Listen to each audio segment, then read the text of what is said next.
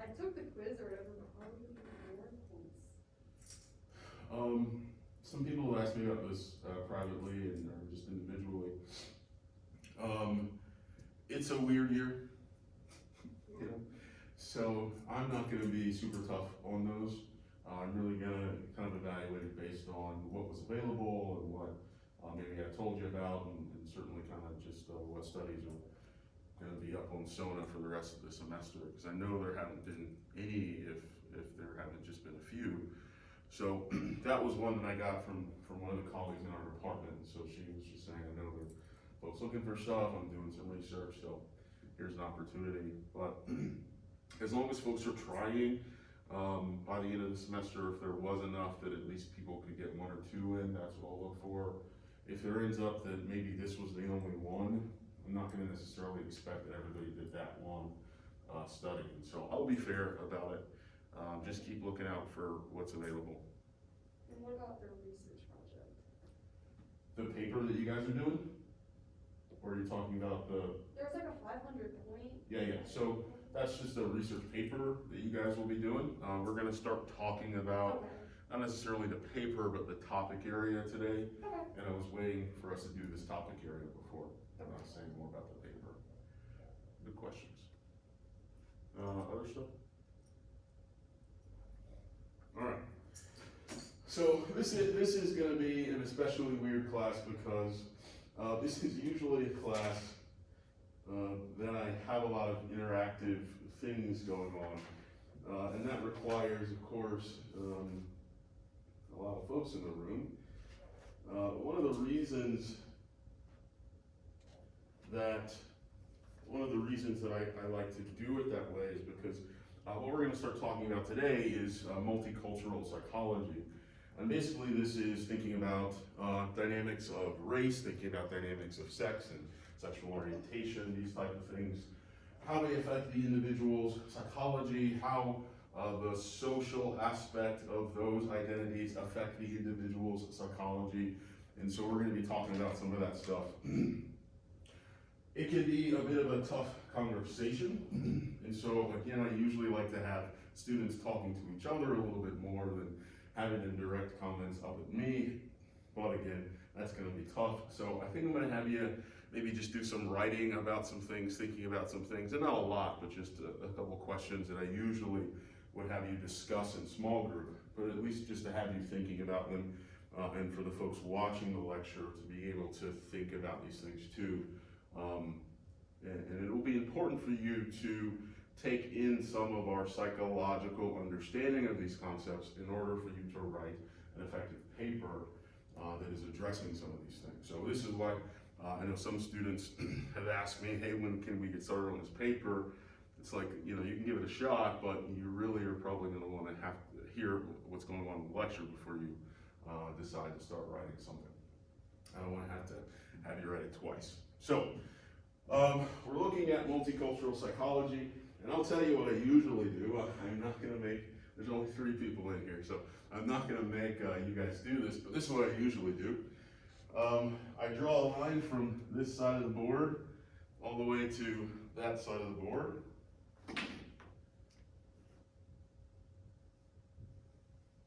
So imagine this stretches the whole length. On this side, I write LES. This side I write no. I make everybody get out of their seat. And I tell them to arrange themselves on the board or across the stage. Even if there were more people in here, we probably couldn't do it because you'd have to touch shoulders or something.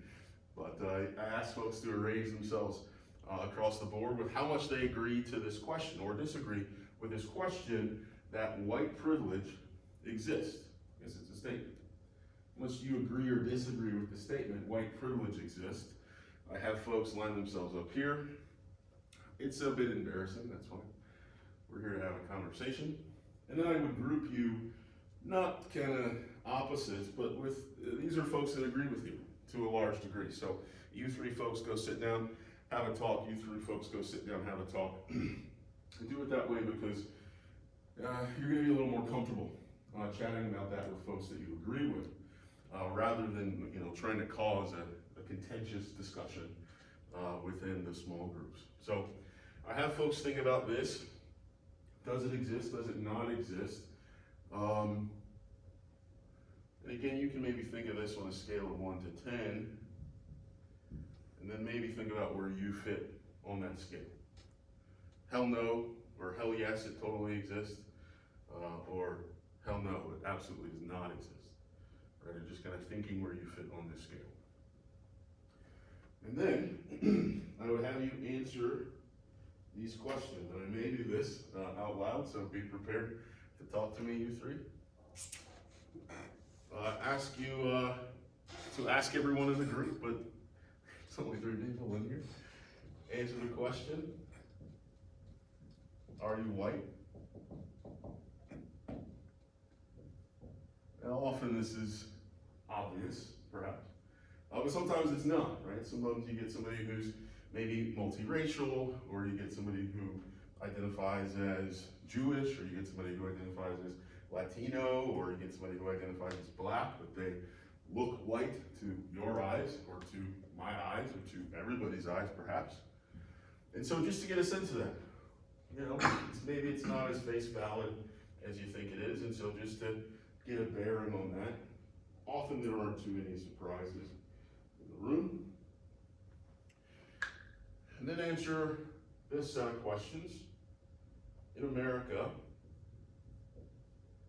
well, in the United States,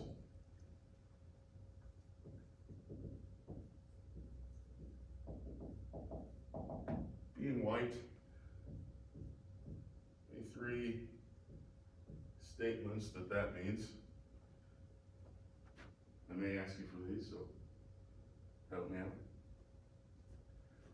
And then,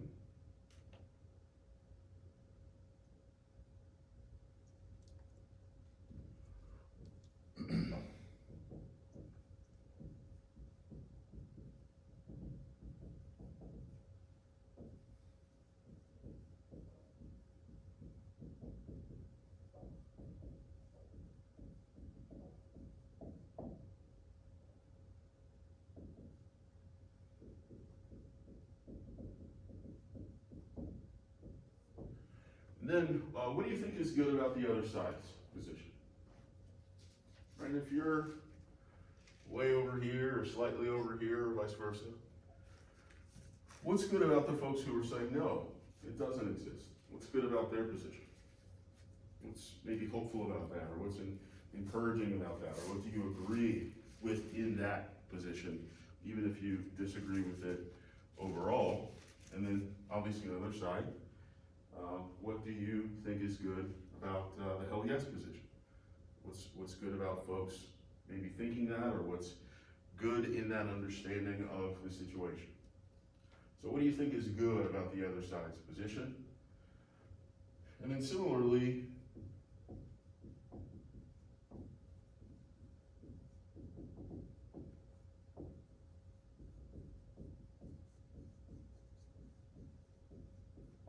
what's troubling about your own? What's troubling about your position? And if you believe, hell yes, white privilege exists, what's maybe troubling about your position? Not what's troubling about that situation, but is there anything that might be problematic with you believing that? Is there anything that might be problematic with what comes with believing that? Right, again, not saying that you believe the other way, of course, but what can you recognize as maybe troubling in your own position? Okay? You guys gonna be able to talk to me about this stuff a little bit? Okay. So, we'll skip this one unless anybody wants to surprise me. All right, what do you got for here? In the United States, being white, how do you finish that sentence? I want one from everybody, at least. How's that? Makes me no better than anybody else. Okay, in America, being white makes you no better than anyone else. Is this for you in theory or in practice? So both in theory, right, all men are created equal, and you're saying in practice, you feel no benefit of that. Okay, good, thank you. Yeah, Say, everyone usually thinks that we don't have to worry about law enforcement as much. okay, in America, being white means people think you don't have to worry about law enforcement. Yeah, like this perception or the belief, or maybe even fact. That's close, it's not quite being white. I mean, you could say being white means you still have to worry about law enforcement. Okay. Does that fit what you're saying? Because you're talking about an outside perception of being white, and I'm Yeah. asking, what does it mean to be white to you? To me, Not to you personally, but like to your eyes, or to your experience. I mean, I don't see myself anyone different than anyone else. Usually seems hers. Okay, finish the sentence, make it a statement. America being white. She's kind of taken that answer. I'll come back to you. Yes, ma'am.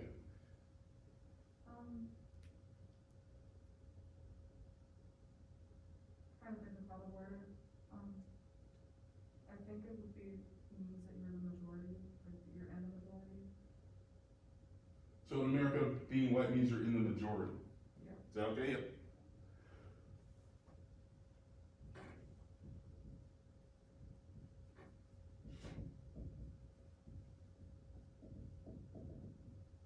We good? You ready? I guess, I don't have a culture. So in America, being white means you don't have a culture? Like, yeah. Okay.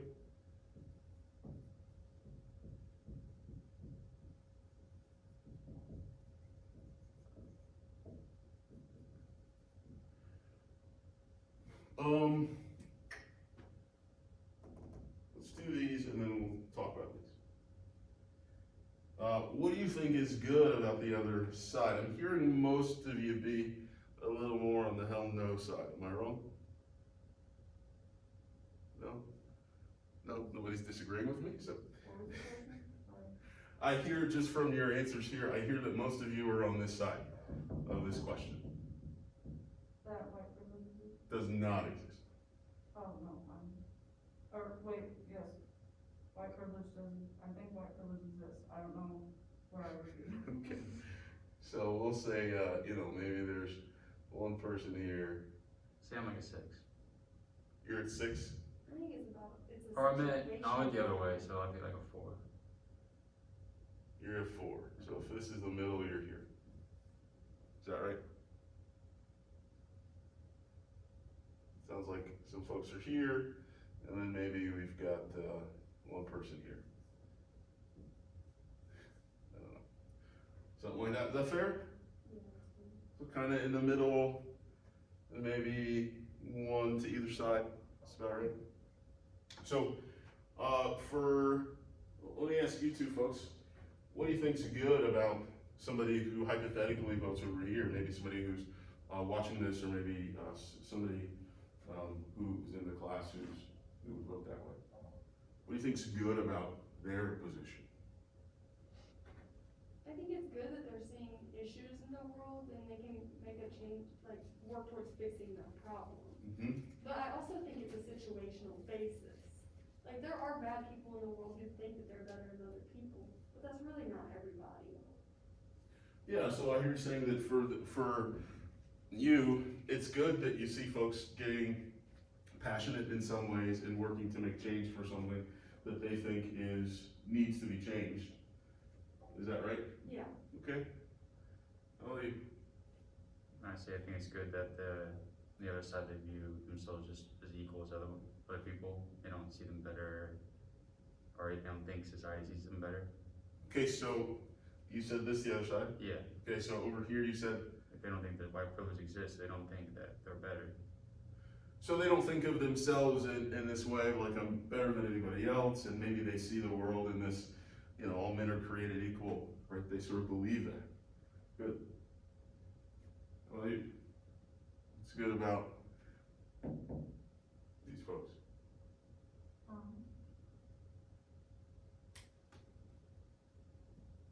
It depends on why they think it doesn't exist, Sure. so, Still? I'm not sure if I can answer. You don't see anything good about? There's I mean, no- I'm sure there's stuff that's good, but it depends on like situation. Sure, we don't have them, so you gotta talk to me hypothetically then. Or theoretically even. Remember that formal operational thinking?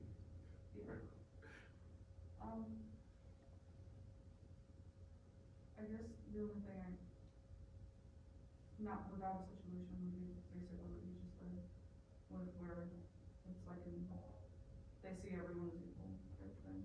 Okay, so they have this sort of optimistic view of society, right? That it is doing okay and that we can all get what we need if we just try hard enough, right? That's a positive message. Good.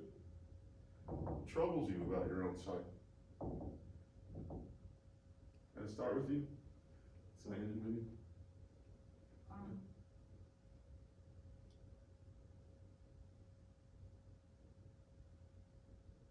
Sorry, I'm trying to. It's okay. I think the troubling part is whenever I say I think white privilege exists, people think it's because I feel like better than people. I don't feel better than people. It's just based on everything. White privilege exists in many different areas, and it's not because I think I'm better than everyone. It's just I'm aware that it does exist. Okay. And so one way that people might interpret what you're saying when you say, yes, it does exist, is for them to say, oh, you just think you're better than other folks, right? Or you think that you deserve more or something like that. Good. Other folks, troubling about your own position.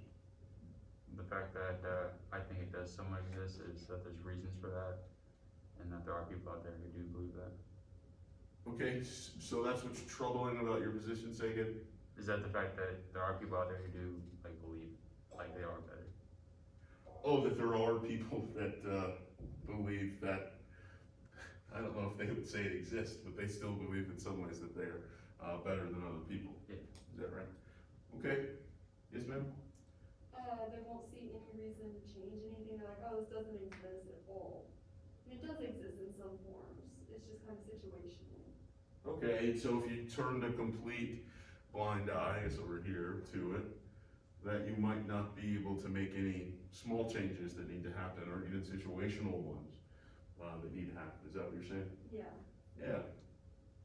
Very good. So the reason I like to include these last two questions is because I really am, again, this is a weird class, but I really am trying to create a conversation, right? I'm not trying to gotcha, I'm not trying to get people yelling at each other, but thinking about the other side and what's maybe good there, and here's a place to start, and then thinking about your own place and what's maybe not so good there. This is also a place to start. You know, man, you're right, I don't agree with you, but here's something that I wish that we could be doing better, right? And that's the way to have a conversation, and then vice versa. I do like that you're doing X, Y, and Z. Right? That's a place to start. And so that's what this is about. So let's come back up here to some of this, and I may throw in some research and statistics to help us flesh out these statements.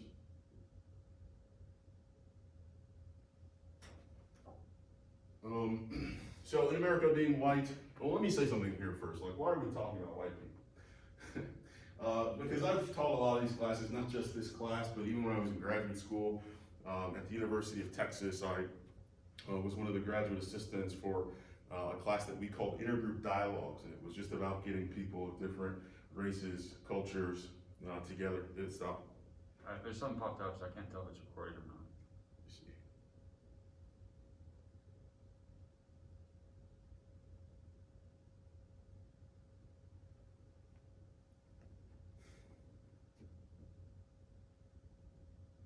It also doesn't know.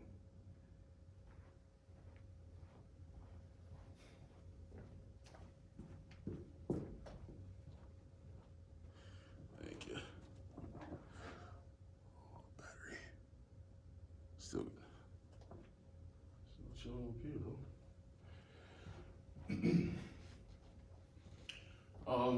and so yeah, I've taught this type of class before, a whole course on this stuff. And when we do that, whether we're talking about race or sex or sexual orientation or gender identity, when we do that, we often start with the minority groups. We often start with, we sometimes call them the down identities because they're not always the minority. For instance, women are not the minority. And so we always start by thinking about, okay, well, what does it mean to be a black person? Or what does it mean to be a gay person? Or what does it mean to be a trans person? And we never really explore that idea of what does it mean to be in the majority? Like, what is that about?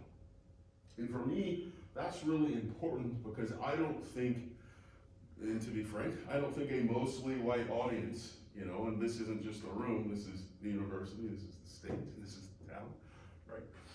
I don't think a mostly white audience is gonna be able to listen into a conversation as well unless they see themselves in it, unless they're thinking about not just what does it mean to be black, but what's my role in this?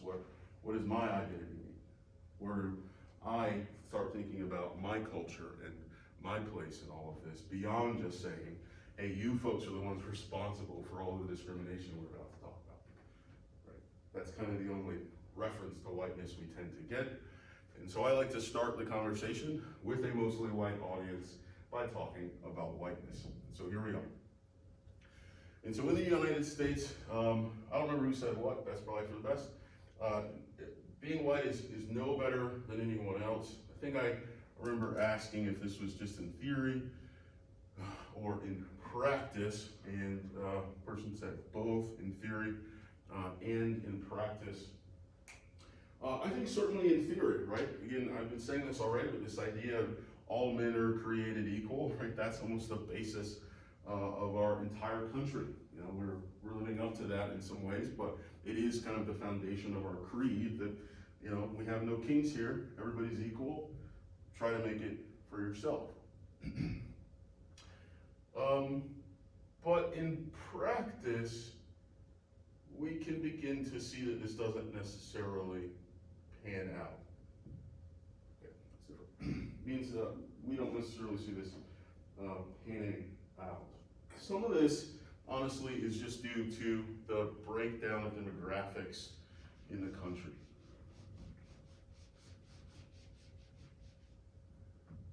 If we look at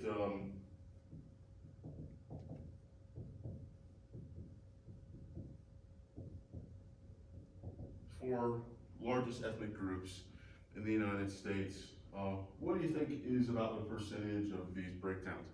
What percentage of the US population do you think is white? What's that percentage about? Yeah, yes, what do you think? High 60s, 70s. Okay, that's actually about right, perfect. It's about 65%. We look at the black population, I believe it's about 15%. Actually, I think it's about 13%. And the Latin population is about 15%. So one of the things that's going on here in terms of what we might call advantage, if you don't like privilege, is just numbers, right? I mean, if you're the majority of people in the world, well, the majority of things are gonna be started by you, the majority of things are gonna be run by you. If you walk into a place, you're likely to find people that look like you. If you turn on the television, you're likely to see people who look like you, right? All of these things, again, aren't racist. It's just a numbers game, right? So some of the advantage, I would say, isn't about whether or not it's sort of meant to be given. It really is just about what's going on in the world and or in the country, and where and how many folks of color you'll find versus white folks.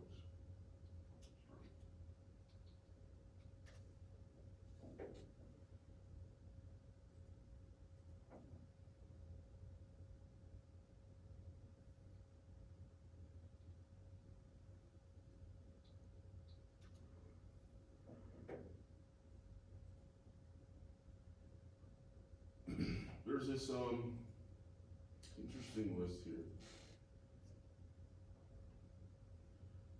And I won't all be able to read them all. This is by a woman named Peggy McIntosh. And it's a bit old, so some of these are actually maybe not as applicable anymore, which is good. But it is a bit old, I think maybe the 90s or something. And this is a white woman, and she had originally done this list of things that were disadvantages to being a woman. So it was a list of things that men could do that women couldn't do or couldn't do as easily or would have more trouble with, etc. Right? Kind of classic. Go into a place to get my car checked out. I can be, as a man, relatively reliable that they're not trying to screw me around. Right? That's not always the case, but if you're a woman, you might feel like they're just trying to take advantage of you there. And so she wrote this list, and some of her black colleagues challenged her to say, yeah, it's a little easy to write about the ways in which you're disadvantaged, but maybe think about some of the ways in which you're privileged. And could you create a list like that? And she met that challenge, right? So she is the one who created this list here. So I'm just going to read some random ones. Oh, this is actually the female one, isn't it? No. So, there's just some gender stuff in it too. So number 21. I am never asked to speak for all the people in my racial group. Now, maybe I've asked you to do that a little bit today, but I imagine that would be an uncommon experience. But if you're a person of color, I'm a person of color. If we had some in the room, we might get asked them. But if you're a person of color, you've probably definitely had the experience of being in middle school or high school or college or graduate school, and somebody say, hey, you're black. What do black people think about this? Right? It's a lot of pressure. It's a small thing, granted. Well, it's one thing on the list. Number 22, I can remain oblivious of the language and customs of persons of color who constitute the world's majority without feeling in my culture any penalty for such oblivion. What's that mean? Does anybody make sense of that? Well, she's saying, and here to this third point here, white folks don't have a culture. She's saying if you're a person of color in this country, if you want to get anywhere in this country, you got to figure out how the majority thinks. You got to figure out how to appeal to the majority. Because you're probably not going to be able to advance, let's say if you're a Latin person, through just Latin means. You're eventually going to have to go to a college that's got a white president, probably, and most of the faculty are white, and unless you go to a specific type of college, most of the students will be white. And again, it's just a numbers game, it's not racist, it just is what it is. But if you're a person of color, you got to figure out how to speak that language. You got to figure out how to abide by those values, traditions, ideals, expectations. But if you're a white person, what she's trying to do is say, like, most people, she isn't saying exactly, but most people in the world are Chinese, right? That's the largest ethnic group. But there's no penalty for a white person in the United States if they don't understand Chinese custom, if they don't speak the Chinese language, if they don't understand how to properly greet a Chinese person that's different than how you might greet an American person. Right? And so if you're a person of color, what she's saying, or really what she's saying is if you're a white person, you kind of just get the culture that is important to have in the US, probably, you know? And so you don't ever have to learn these extra pieces. You don't ever have to learn, well, I grew up speaking this way, but if I want this job, I have to talk like this. I grew up listening to this music, but if I don't want my boss to get mad at me, I probably shouldn't listen to it in the office, right? These type of things. Number 24, I can be pretty sure that if I ask to talk to the person in charge, I will be facing a person of my own race. Again, just a numbers game. But if you're a person of color and you may be worried, at least, that maybe you're not going to get a fair shake or you just don't know if you're gonna get a fair shake, right? Now, that doesn't mean that you might not get a fair shake. That doesn't mean that the white person might get a fair shake. But here's one of the things that I say, and I want everybody to listen to this, because here's the thing that for me is the largest privilege of any group. But it's the largest privilege, in this case of being white, is that if you are white, you do not have to worry that the things that are happening to you, in the vast majority of cases, you never have to worry that the things that are happening to you are because of your race. And while that isn't anything substantive, it does put a lot of mental pressure on somebody to think, listen, that might have been racist, but that might not have been racist. And so I have to sit here and sort of face and wrestle. Did the waitress skip me because, or did she just not see me, right? So there's, again, we're talking about psychology, and so there's some privilege in that psychology. There's some privilege in that ability to say, yeah, I didn't get that job, but it wasn't because I wasn't a certain race, or yeah, she skipped me, but it's just because she's busy, or this guy got here first, or she thought he did. It's not because, right? Those things don't come up. Of course, number 25, traffic cop pulls me over, or the IRS audits my tax returns. I can be pretty sure, again, this idea about certainty is important, that I haven't been singled out because of my race. So we're not going to go through all this, but I do encourage you to look through it. It's pretty long. And then she does, just some writing about the idea. If you're looking for resources for paper in the future, there's one you might start with. Questions about this? Or thoughts?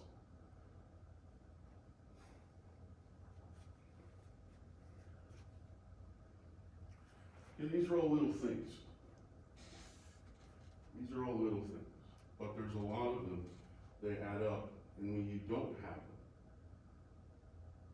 is when you notice, be nice if I didn't have to worry about it. Be nice if I could find a Band-Aid to match my skin. Right. Okay, what was I gonna talk about? So let me just give you a couple things. The first is, what was this? All right, let's look at this real quick.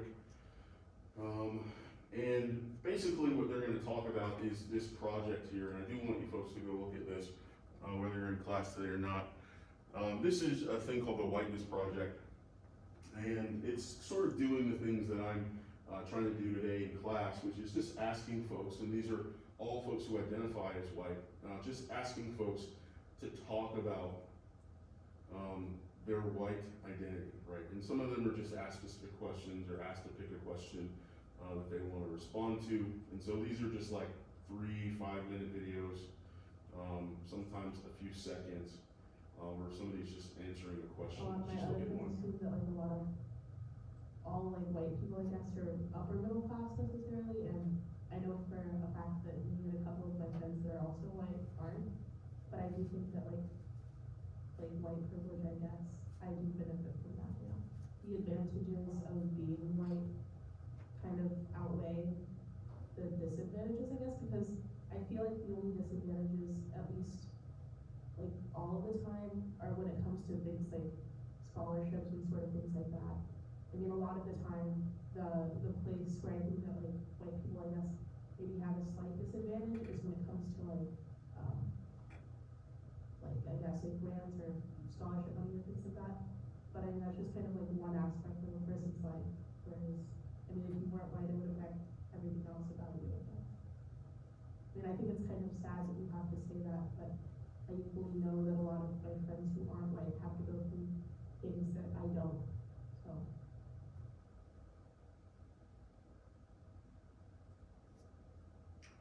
So, it's just really cool, and I will let you know that, first of all, there's 2 sections here.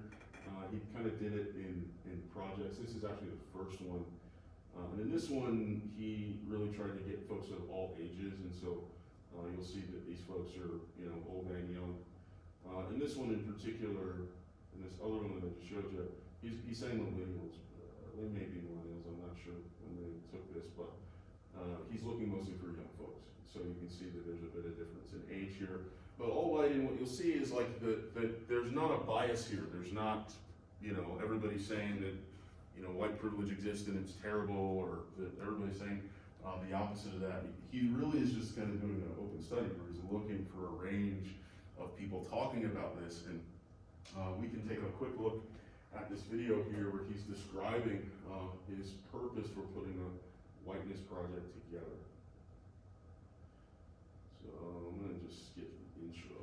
So he's just showing you some clips of some of the ones that you can watch before they get on. So the Whiteness Project was just released online. Whitney Dow is the director and producer. Good morning to you, Whitney Dow. Good morning. So I got this yesterday. I intended to watch 2, maybe 3. I ended up watching all of them because I found it so fascinating. And then I look at you, a white guy talking to white people about what it means to be white. What was your intention here? What were you looking for?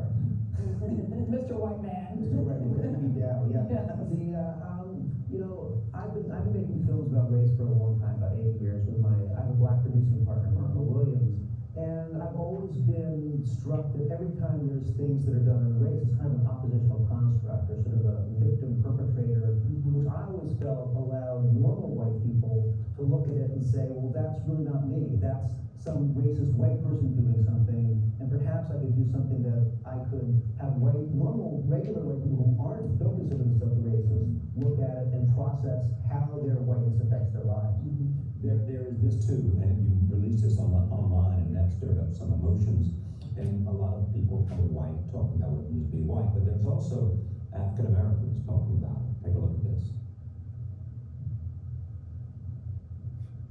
For some reason, some black people kind of hold on to the, back in the day, the slave thing, or they feel they're not being treated right. Should slavery be something that, because it happened, we owe black people something more? Absolutely not. I know that, Whitney, the point you were making that was interesting to me is that most white people don't believe that there's a race problem, and they don't think that being white is even an issue for them. That was fascinating. Yeah, I think if you look at the pieces, you look at the statistics, if people see, you sort of clip it after each clip, we did a lot of research on how white people view race in America, and so the things they're saying are hopefully representational of how a large portion of white people feel. Shouldn't we be trying to get away from identifying ourselves by the color of our skin? I think that's actually one thing that I'm actually going right after. I mean, should that be a defining characteristic? It is a defining characteristic, and that's just the reality of it. And I think that white people would like to think that it's not a defining characteristic. I think for years we've sort of been allowed to sort of say, well, our whiteness is sort of a passive part of our lives instead of an active component of our lives, and I would argue impacts every interaction of every moment of every day. What's the reaction you've got? It's been all over the lot. I mean, I think that, it's easy. A lot of people have gone through and pulled some of the negative things, the Twitter, people who go to the website, take a screenshot and put up something about it. But I would say that 80 to 85% of the feedback I've gotten has been incredibly, incredibly positive, both from all sides of the political spectrum, for both blacks and white people. And I kind of made it as something for white people in a sense. But I've been incredibly, it's been really nice to see the Are you giving a platform for people to reinforce negative stereotypes? I don't think so, no. I think I'm giving a platform for people to look at the reality of how white people are actually living in this country right now. And I think there's a disconnect between how most white people perceive their place in society, actually the objective, quantitative reality of what it means to be white in America right now. And if we don't talk about it, Whitney, if things don't change, I think it's great that you embraced it and you encouraged people to speak exactly how they were feeling. How did you set it up for them to talk so candidly? And are you worried about backlash against them? I am worried about backlash against them, and I would say I'm incredibly grateful to these people for going on the air and talking honestly about something that's a very, very hot topic. And if you want to attack anybody, attack me for putting it out there. They don't attack them. And I sat people down and I asked them very, very, very simple questions, such as, what is it that makes you white? Can you describe any benefits that you got from being white? Not radical questions and things that white people don't get asked very often. Thank you, Jay. Thank you. So do check this out. Just the last minute or two here, I want to give you a definition of privilege. I've been talking about it, but I didn't really give you a definition.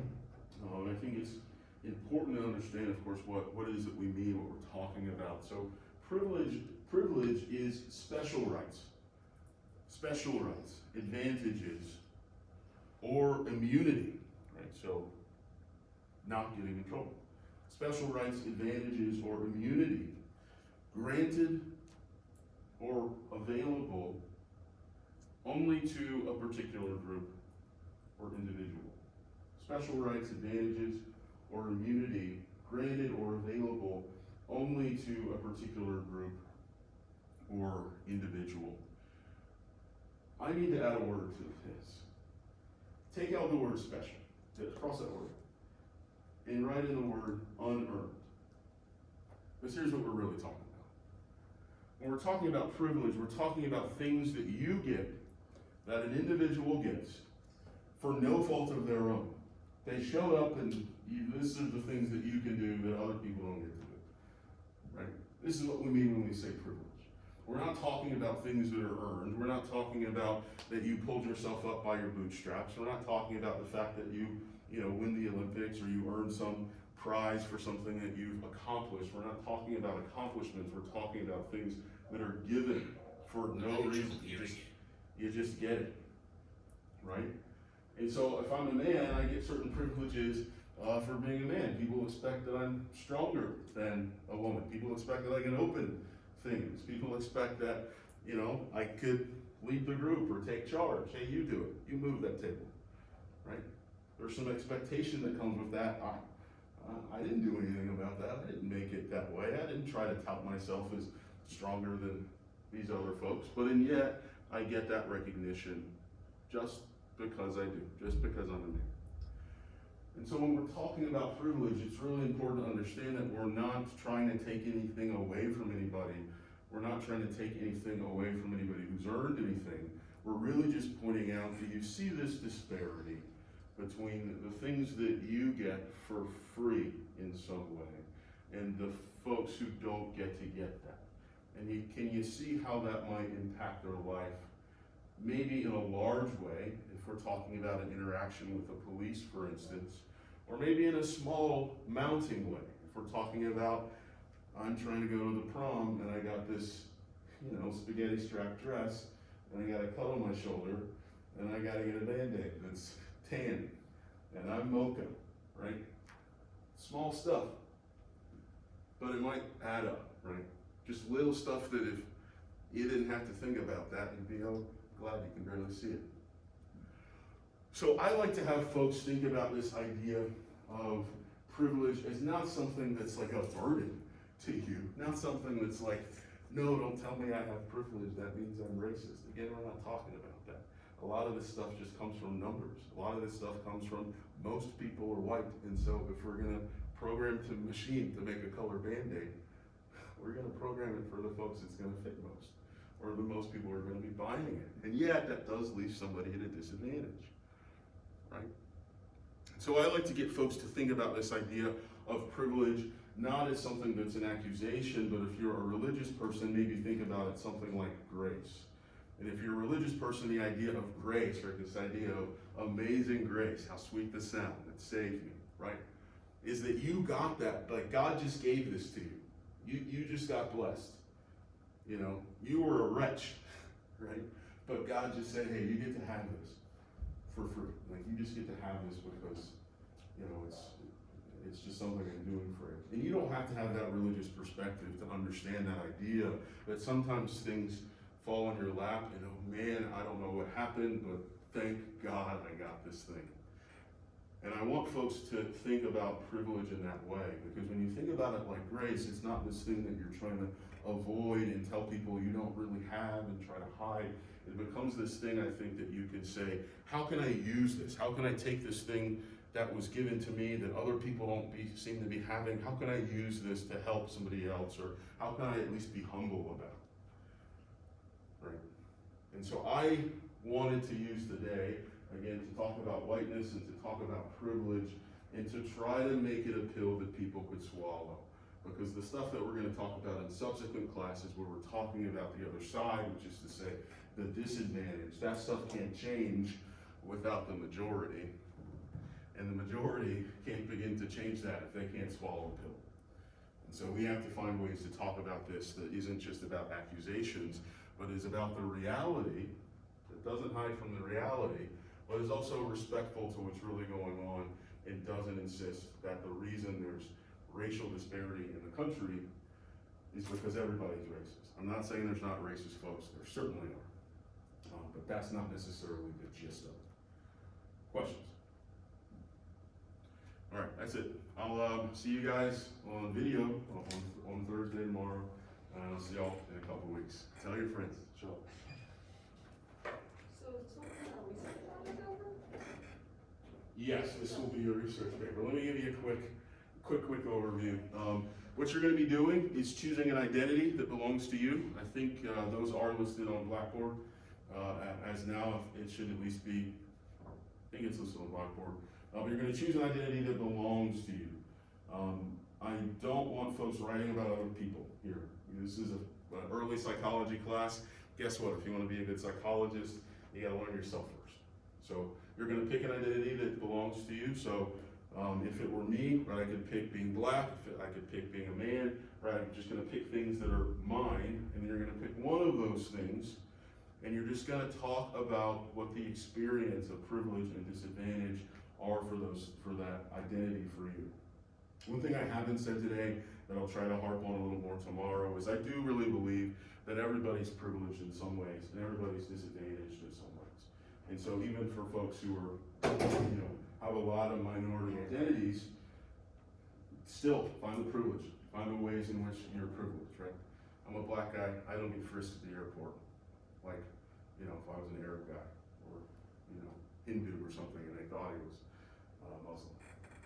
So there are still privileges to every identity.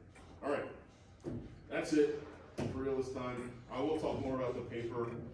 There is some stuff that you can read online, I believe, on Blackboard. Let me know if that isn't up. I do think it's up. If you don't think it's up, I'll put it up. Check that out, and we'll keep talking about this for the rest of the week. All right, see you.